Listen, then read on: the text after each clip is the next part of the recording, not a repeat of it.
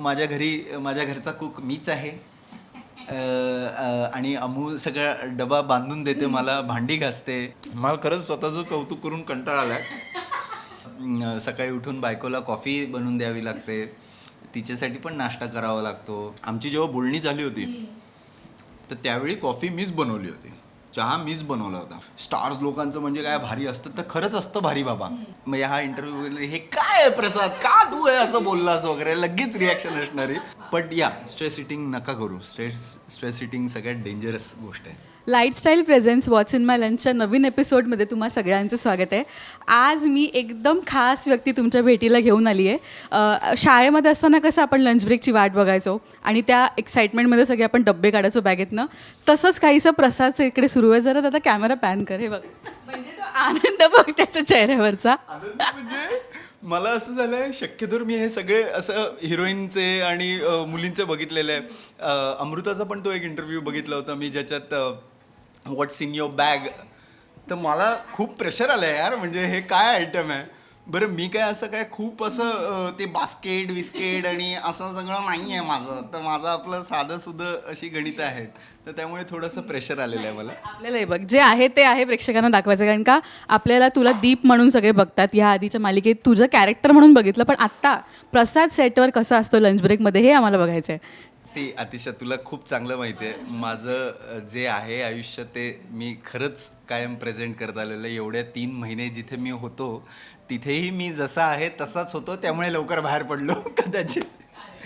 But या आणि हां खरं सांगते मी, लंच ब्रेक आपण शाळेमध्ये माहिती आहे ना आपण वाट बघायचो, सेटवर पण तसंच होतं ना आता. सो मला असं वाटतं सुरुवात कंदी पेढ्यांनी झाली पाहिजे. हे सगळं मी खात नाही. मला आज जसं हिने सांगितलं अतिशाने की असं असं आपल्याला करायचं आहे, तर माझी एक मैत्रीण आत्ता जस्ट साताऱ्याला गेली होती, आमची शेजारीच. तर तिने कंदी पेढे आणले. तर अमृता मला म्हणाली की तू हा पहिला कंदी पेढा तिला भरवशील, so this is for you. तुम्ही दोनों केल्या, मी शुगर बंद केलेली पण तुमच्यासाठी मी पण बंद केलेली आहे, त्यामुळे मी खात नाही आहे. मी इतरांना खायला घालतो. हे मला खूप आवडतं एकतर, कारण की ना जरा मजा येते यार. गोड खाल्लं ना समोरचं जरा लगेच असं आपल्या मुठीत येतं, त्यामुळे चल. बरं आपण सुरुवात करूया. काय काय एवढे डब्बे दिसत आहेत मला, पण काय काय ते तू दाखव यार. सो ऑनेस्टली आत्ता सध्या जे म्हणजे आत्ता नाही, आय थिंक सो पारू करत असताना मी आणि आमचे DOP गणेश कोकरे, पारू सिरियलचे, जे आत्ता सनई चौघडे शूट करत आहेत, तर आम्ही दोघं डाएट करायचो. डाएट म्हणजे काय होतं आमचं सरळ की शूटिंगला गेल्या सकाळी जेवायचं 9 वाजता, पूर्ण जेवून टाकायचं प्रॉपर, वरण भात भाजी पोळी जे असेल ते जेवायचं. आणि नंतर मग संध्याकाळी 6 वाजता सूर्यास्ताच्या बरोबर आधी. हा साधारणतः बरेच जण हे फॉलो करत आहेत आजकाल, आणि आम्ही तेच करत होतो आणि त्यांच्यानी ट्रिमेंडस रिझल्ट्स दिसले होते मला. सो आत्ता ते थोडंसं पॉसिबल होत नाही आहे मुंबईत आल्यापासून. काय माहिती, म्हणजे मुंबईत जरा क्लायमेटमुळे म्हणा किंवा भूक जास्त लागते, किंवा 6 वाजता बरोबर त्या सगळ्या गोष्टी पॉसिबल होत नाही. पण तरी मी माझ्या परीने जितकं प्रयत्न करतो आहे. एक मी जरा बदल केलेला आहे, ते म्हणजे मी कार्ब्स कट डाऊन केलेले आहेत.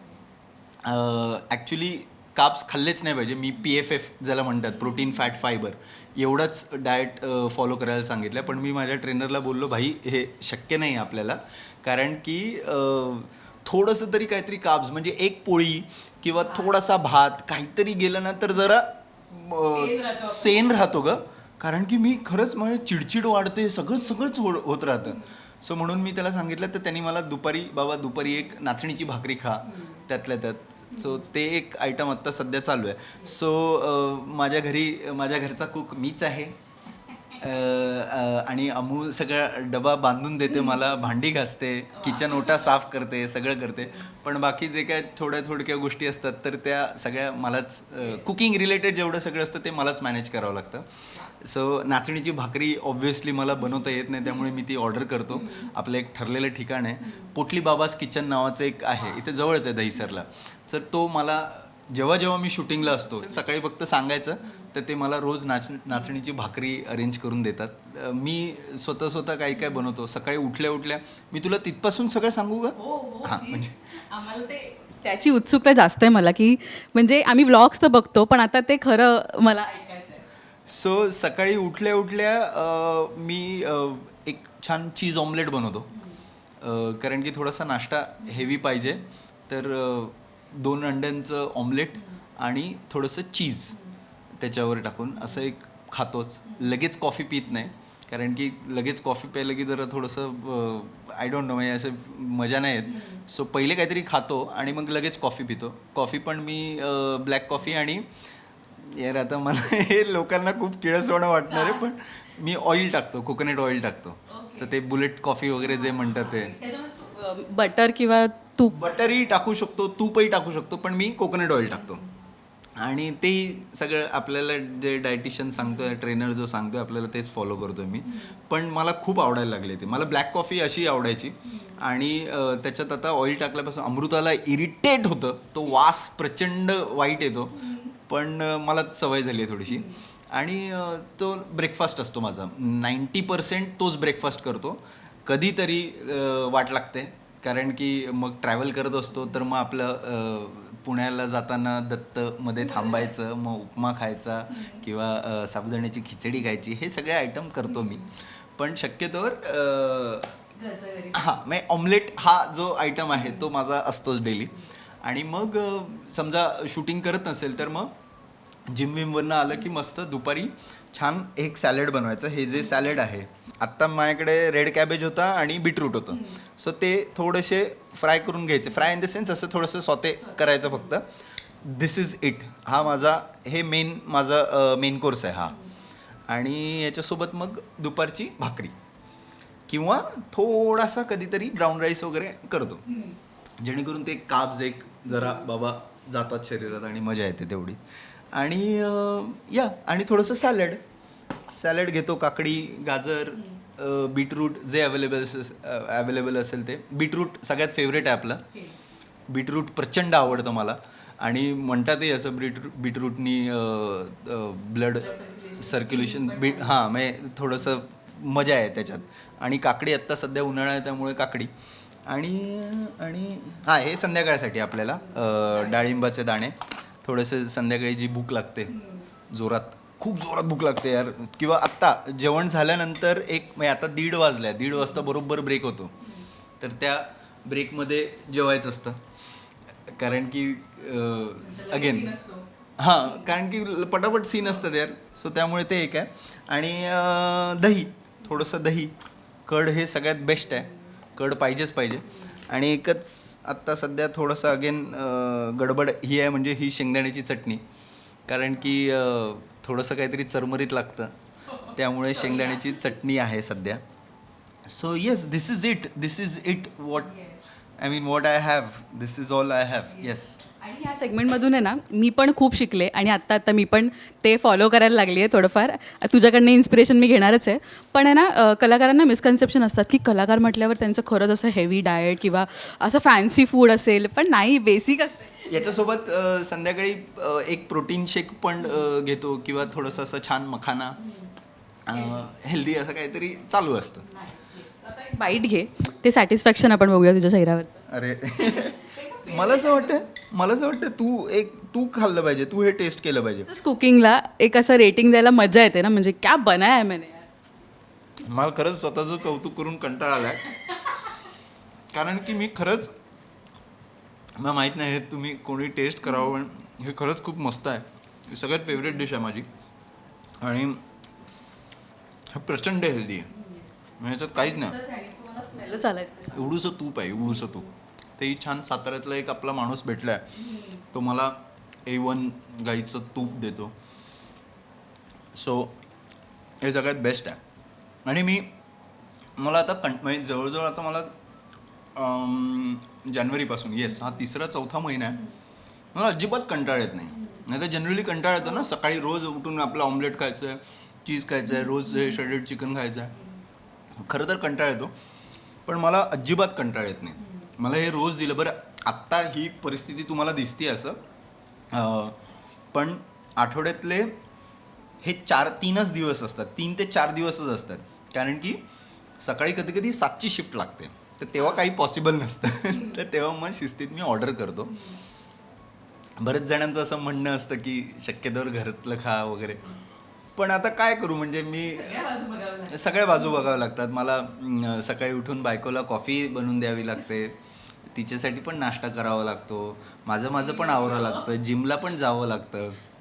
सो हे सगळं आहे. आता हे ऐकल्यानंतर अमृता मला म्हणजे हा इंटरव्ह्यू हे काय आहे प्रसाद, का तू आहे असं बोललास वगैरे लगेच रिॲक्शन असणारी ही मी रेकॉर्ड करतो आणि माझ्या ब्लॉगमध्ये टाकतो.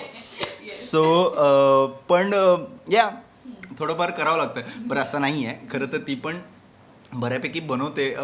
कधी कधी वरण लावते ती छान. नंतर असे छोटे मोठे आयटम करते ना. नाचणीचा डोसा हा सगळ्यात तिचा फेवरेट आयटम आहे. हां म्हणजे हे बघा, एक ठरवलं आहे आता की काही झालं तरी चांगलं खायचं आहे. भलेही त्याला 2 पैसे जास्त द्यावे लागले तरी चालेल, पण चांगलं खायचं आहे यार. कारण की म्हणजे मी खूप अनुभवलं आहे की काय होते हालत. एक क्वेश्चन होता की हे सगळं समजायला किती वर्ष लागली की आपण इतकं हेल्दी खातोय आणि हेल्दी खाल्लं पाहिजे. हे साधारणपणे कॉलेजमध्ये असताना आपण खूप अरबट सरबट खाल्लेलं असतं. तेव्हाही खात असताना मला माहिती होतं मी काय खातोय. मला माहिती होतं त्याची वाट लागणार आहे. पण इस्पेशली सेटवर जेव्हा सेटमुळे ॲक्च्युली जास्त त्याची जाणीव झालं. कारण की नॉट नेसेसरीली प्रत्येक सेटवरचं जेवण हे हेल्दी असेलच, किंवा ते कसं बनतं आहे काय बनतं आहे ते खरंच तुम्हाला माहीत नसतं. सो आय थिंक सो मला त्याच्यावरून कळलं. मला काय त्याच्याबद्दल ऑफेन्स नाही आहे, कारण की सेटवरचे सगळेजणं खातात. पण मी ठरवलं की इथून पुढे आपण सेटवरचं नको खाऊया. मग त्यांचा मान ठेवण्यासाठी थोडासा पापड उचलतो. ते फ्रायम्स असतात ना, जे अत्यंत अनहेल्दी आहे, पण कधीतरी उडवतो. आणि येस, सेटवरचं आय थिंक सो खाल्ल्यामुळे मला जो झालो होतो, अजूनही असं काही खूप फिट नाही झालो आहे, पण या प्रयत्न तेच आहेत की सेटवरचं नाही खायचं. घरातलं खा, नाही तर मग जिथून तुम्हाला चांगलं आणि मिळतं, सगळीकडे चांगलं मिळतं. आणि हे जे उगाचचं भंपगिरी आहे ना, की भंपगिरी नाही, पण ज्यांना खरंच पॉसिबल आहे, ज्यांची खरंच मुंबईत घरं आहेत, ज्यांच्या घरातले त्यांना बनवून देतात, त्यांच्यासाठी ते पॉसिबल आहे यार. माझ्यासाठी त्या सगळ्या गोष्टी आत्ता पॉसिबल नाही आहे. त्यामुळे मी कधी कधी ऑर्डर करतो, छान चांगल्या ठिकाणून ऑर्डर करतो आणि ते खातो. मग सॅलड शक्यतोवर खायचे, उगाच काहीतरी अरबट चरबट खायचं नाही. कुकिंग तू लग्नाआधी करत होतास, आवड होती की लग्नानंतर इव्हेंच्युअली ते असतं ना टीमवर्क असतं ते, की तू काही कर मी अर्धी कामं करतो. सो मला कुकिंगची आवड खूप आधीपासून होती. म्हणजे मला आठवतं आहे, मी ज्या दिवशी पहिल्यांदा पोहे केले होते घरी, एक रविवार होता आणि मम्मी म्हणाली की मस्त केले आहेत पोहे. त्या दिवसापासून मला जो कॉन्फिडन्स आला, तर तेव्हापासून मी रेग्युलर पोहे बनवायला लागलो. वेरॅज तिला माहिती नव्हतं इतके दिवस. त्याच्या आधी मी मॅगी बनवायचो. मॅगी प्रेमी होतो मी.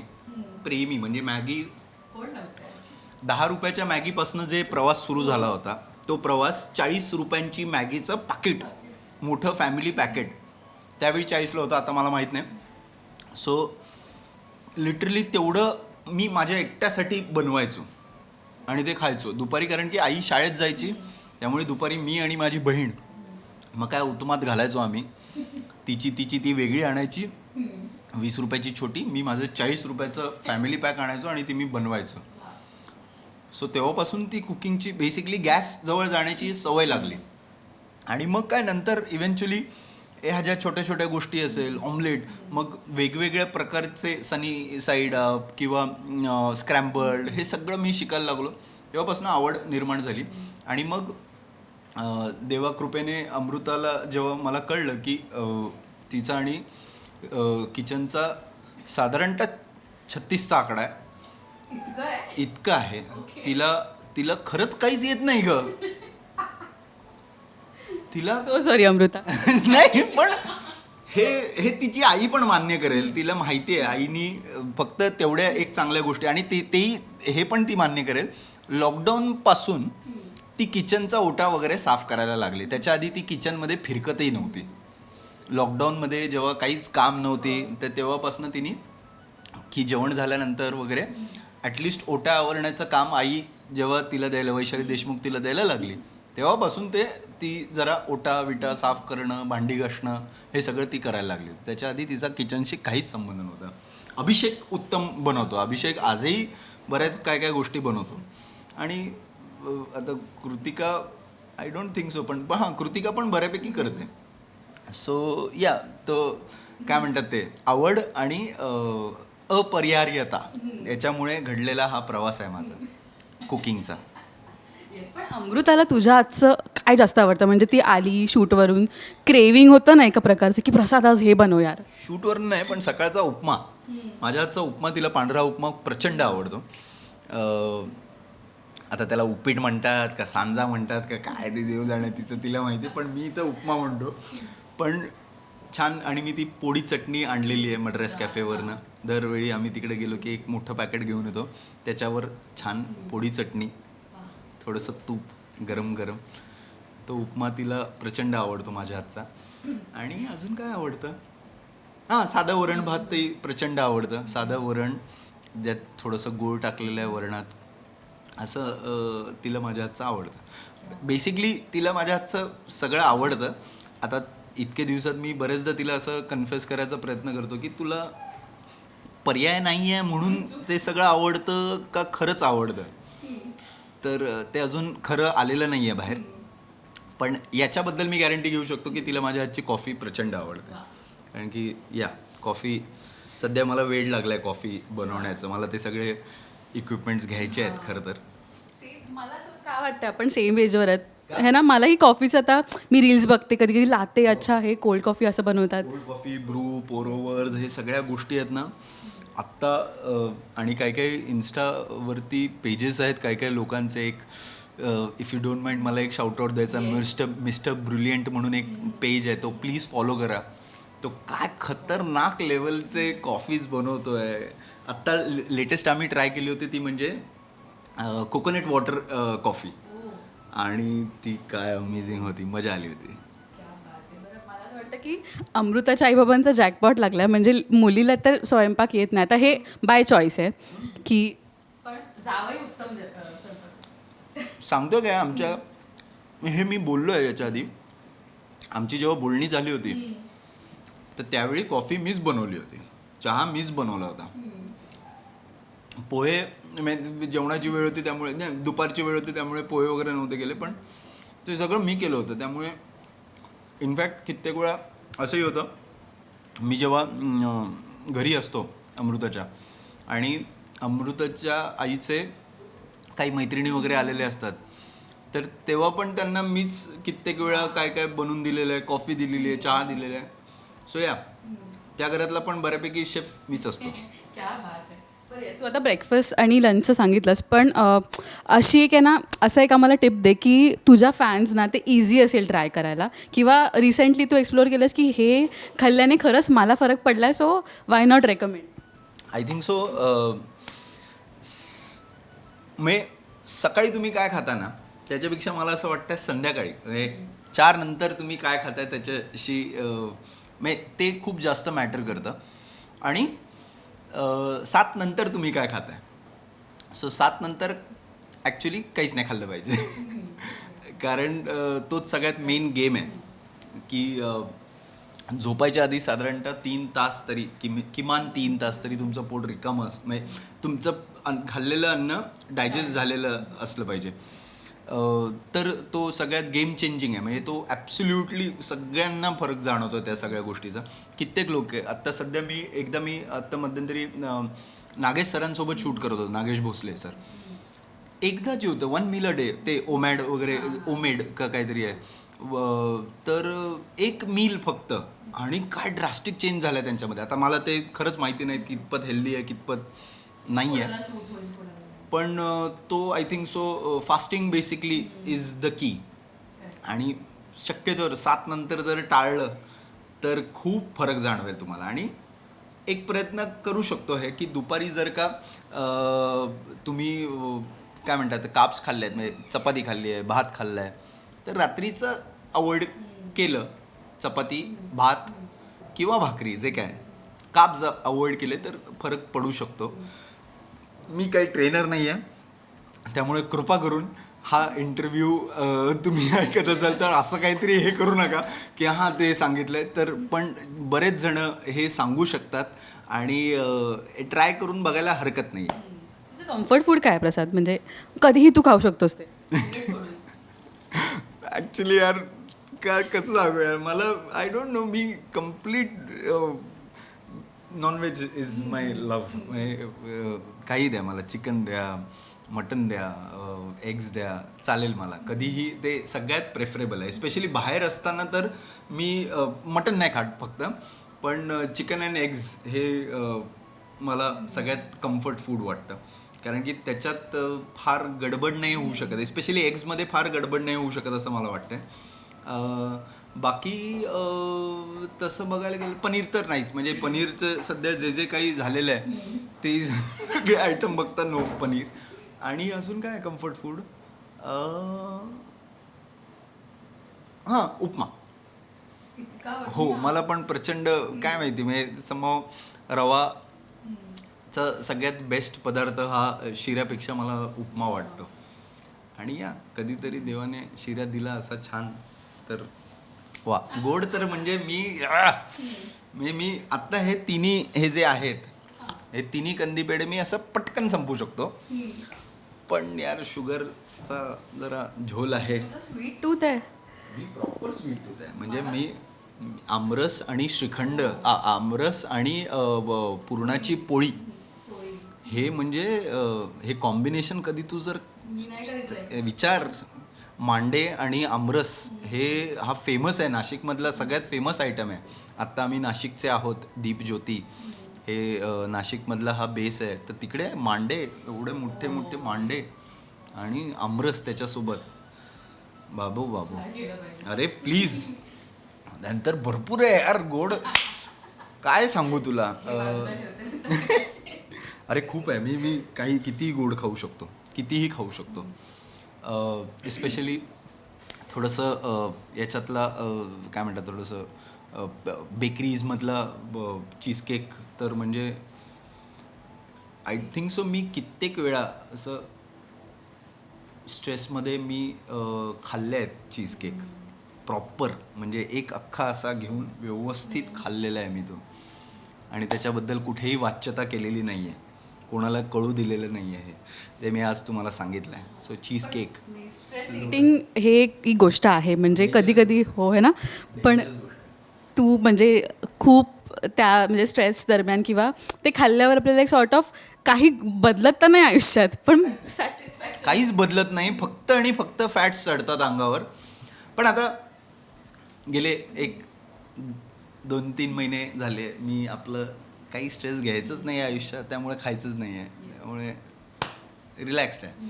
आणि मग कधी कधी असं झालं की मग त्यातही काही ऑप्शन्स आहेत. खरं तर असं म्हणतात ते की नो शुगर आईस्क्रीम्स वगैरे वगैरे, पण थोडंफार असतं, पण यार यू कॅन ट्राय. आणि काही झालं तरी घरी तर तुम्ही बनवू शकतात. मी बनवतो ना कित्येक वेळा कोल्ड कॉफी बनवतो, खूप अप्रतिम कोल्ड कॉफी बनवतो, ज्याच्यात साखर नसते आणि ती खूप छान लागते. त्याच्यात थोडंसं आईस्क्रीम टाकायचं, ते जे नो शुगरवालं असेल, किंवा मग प्रोटीन बार टाकायचा, किंवा मग प्रोटीन पावडर टाकायची.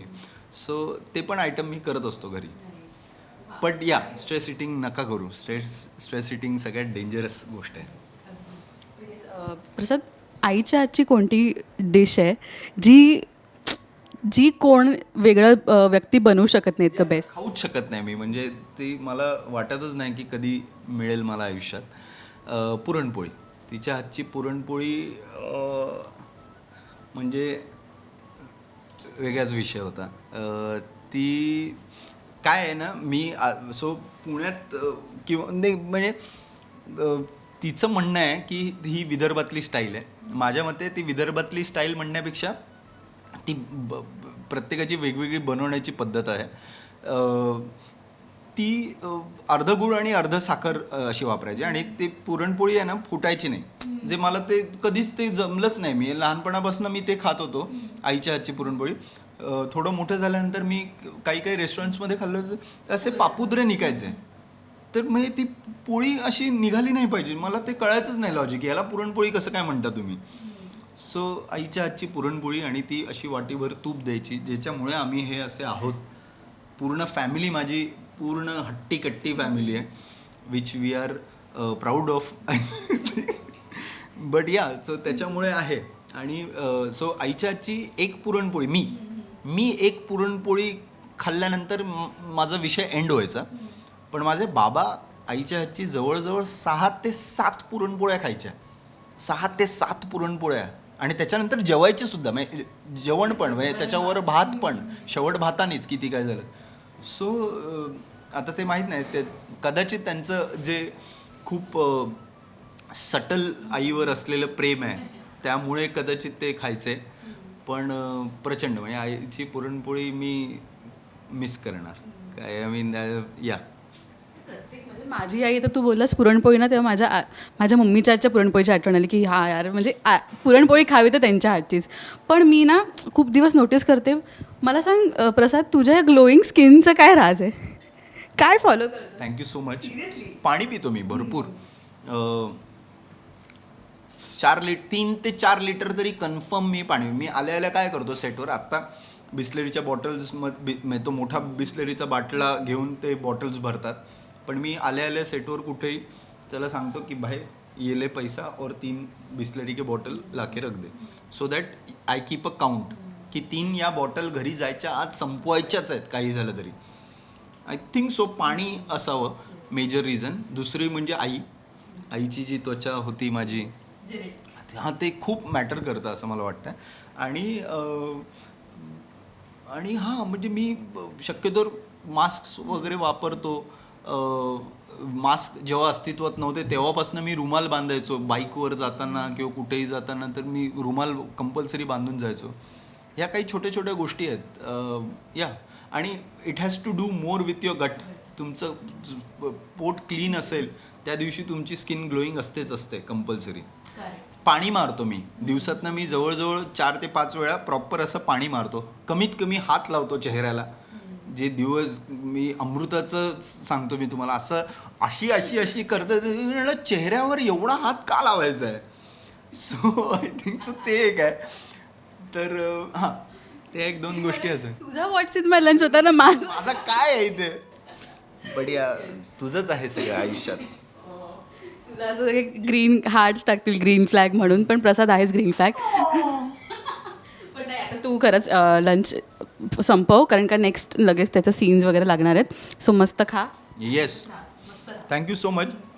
मला खरंच हे आवडलं. खूप मेहनत घ्यावी लागली मला तुझ्यासाठी. बढिया. पण त्यानिमित्ताने तू आज प्रॉपर जेवणार. हां, प्रॉपर म्हणजे काय, आज मला व्यवस्थित वेळ दिला आहे प्रोडक्शननी, कारण की एक छान इंटरव्ह्यू आहे त्यामुळे.